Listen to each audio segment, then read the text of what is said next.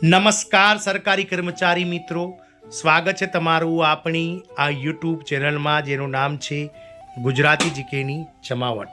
તો કેન્દ્ર સરકાર દ્વારા હાલમાં કાર્યરત 50 લાખ કરતાં વધારે જે કેન્દ્ર સરકારના કર્મચારીઓ છે તેમના માટે એક ઐતિહાસિક લાભ જાહેર કરવામાં આવ્યો છે। કેન્દ્ર સરકાર દ્વારા આ લાભ જે છે તે 1 નવેમ્બર 2025થી લાગુ કરવામાં આવ્યો છે અને જેનાથી કેન્દ્ર સરકારના અલગ અલગ વિભાગો, સ્વાયત્ત સંસ્થાઓ વગેરેમાં કામ કરતા લાખો કર્મચારીઓને હવે આ બેનિફિટ્સ એટલે કે આ લાભ મળવા પાત્ર થશે।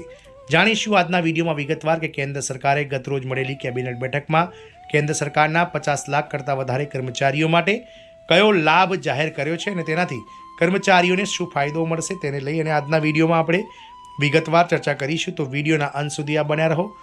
જો આપ સરકારી કર્મચારી અમારી ચેનલમાં પહેલી વાર વિડીયો જોતા હોય તો ચેનલને સબસ્ક્રાઇબ કરવાનું ભૂલશો નહીં। તો કેન્દ્ર સરકારના કર્મચારી હોય, આમ જનતા હોય કે પછી રાજ્ય સરકારના વિવિધ કર્મચારી પેન્શનર્સ હોય, તમામનું સપનું હોય છે ઘરનું ઘર હોવાનું। તો કેન્દ્ર સરકારના કર્મચારીઓને હવે ઘરનું સ્વપ્ન સાકાર કરવા માટે સરકાર દ્વારા જે છે તે હોમ લોન જે છે તે 25 લાખ રૂપિયા સુધીની આપવાને લઈ અને ગતરોજ મળેલી કેબિનેટ બેઠકમાં નિર્ણય લેવાયો છે। આ લાભ 1 નવેમ્બર 2025 બાદ શરૂ થઈ ગયો છે। તો કેન્દ્ર સરકારના કર્મચારીઓ માટે ઘરનું ઘર બનાવવું કે ખરીદવાનું સપનું પૂર્ણ કરવું હવે થોડું સરળ બન્યું છે। હાઉસ બિલ્ડિંગ એડવાન્સ સ્કીમ હેઠળ સરકાર કેન્દ્ર સરકારના કર્મચારીઓને મકાન બનાવવા માટે, ખરીદવા માટે અને નવીનીકરણ એટલે કે રિનોવેશન કરવા અથવા જમીનનો પ્લોટ ખરીદવા માટે ખૂબ જ ઓછા વ્યાજ દરે લોન પૂરી પાડે છે।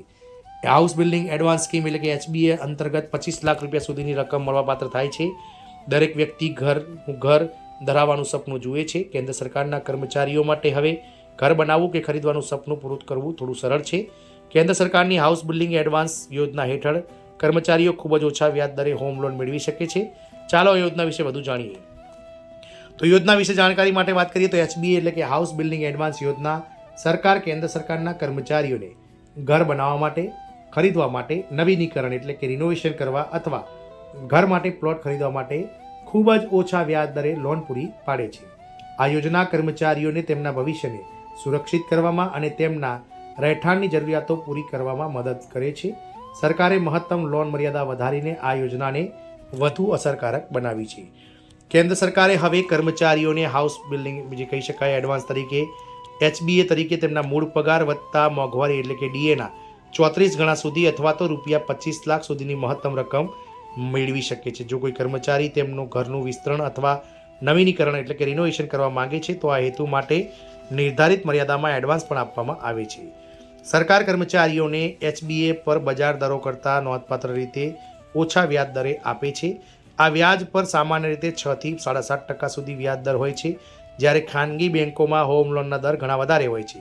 એ નોંધવું યોગ્ય છે કે HBA વ્યાજ દર નિશ્ચિત છે, એટલે કે લોનની મુદત દરમિયાન વ્યાજ વધવાનું કોઈ જોખમ નથી। આ યોજના કેન્દ્ર સરકારના તમામ કાયમી કર્મચારીઓ માટે ઉપલબ્ધ છે, જ્યારે કામચલાઉ કર્મચારીઓ પણ ચોક્કસ શરતોને આધીન તેનો લાભ લઈ શકે છે। જો કે એ જરૂરી છે કે કેન્દ્ર સરકારના કર્મચારીએ ઓછામાં ઓછા 5 વર્ષની સરકારી સેવા પૂર્ણ કરી હોય। વધુમાં વધુ કર્મચારી પાસે અગાઉ સરકારી રહેઠાણ ન હોવું જોઈએ અથવા અગાઉ કોઈ સરકારી આવાસના લાભો ન મળ્યા હોવા જોઈએ। જો બંને જીવનસાથી સરકારી સેવામાં હોય તો ફક્ત એક જ વ્યક્તિ આ HBAનો લાભ લઈ શકશે। યોજનાના નિયમો સરકારે સરળ બનાવ્યા છે। છેલ્લા કેટલાક વર્ષોમાં સરકારે HBA નિયમોને સરળ બનાવ્યા છે। બાંધકામના પુરાવા, ડ્રોઈંગ્સ એટલે કે નકશા અને અન્ય દસ્તાવેજો સબમિટ કરવાની પ્રક્રિયા હવે ઓનલાઈન છે। આનાથી લોન પ્રક્રિયા ઝડપી બની છે અને કર્મચારીઓ માટે બિનજરૂરી વિલંબ પણ દૂર થયો છે। આમ કેન્દ્ર સરકારના 50 લાખ કરતાં વધારે કર્મચારીઓ માટે મહત્તમ 25 લાખની જે કહી શકાય કે મર્યાદામાં જે છે તે હાઉસ લોન એટલે કે હોમ લોન સરકાર દ્વારા ઉપલબ્ધ કરવામાં આવી છે, જેનો વ્યાજ દર 6.5 થી 7.5% સુધીનો રાખવામાં આવેલ છે। જય હિન્દ, અસ્તુ।